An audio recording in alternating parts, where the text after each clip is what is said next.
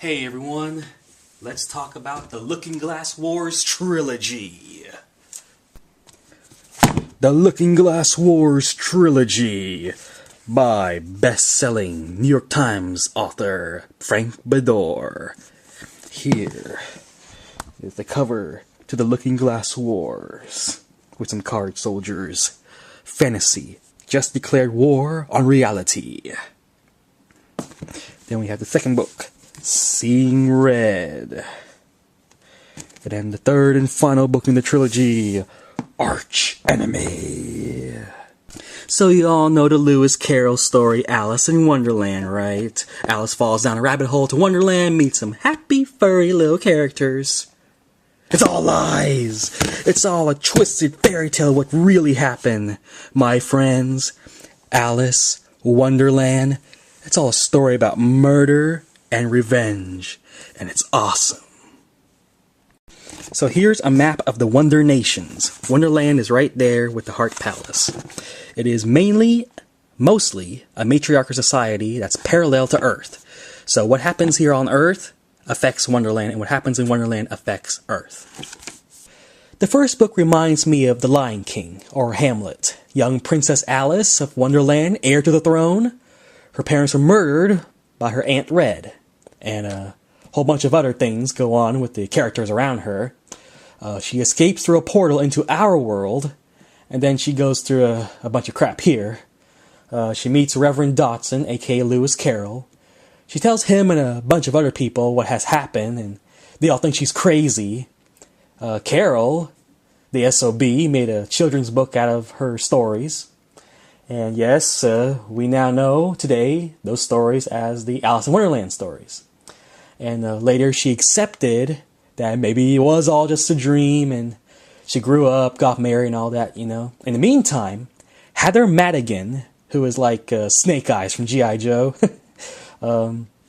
Alice's guardian, he was searching for her far and wide, found her, took her back to Wonderland, used the decoys, Alyss, to stay on Earth, and they went back to Wonderland. Alyss went through this maze of training, and they got the power to defeat Red, and she basically sent Red. They had a battle and sent Red back to like basically what Limbo is. So there's the first book. You know, there were other subplots. You know, the Cheshire Cat was an assassin with 9 lives, and who kept getting in Hatter Madigan's way. There was a love story between Alyss and her bodyguard and childhood friend, and his parents were killed by Red too.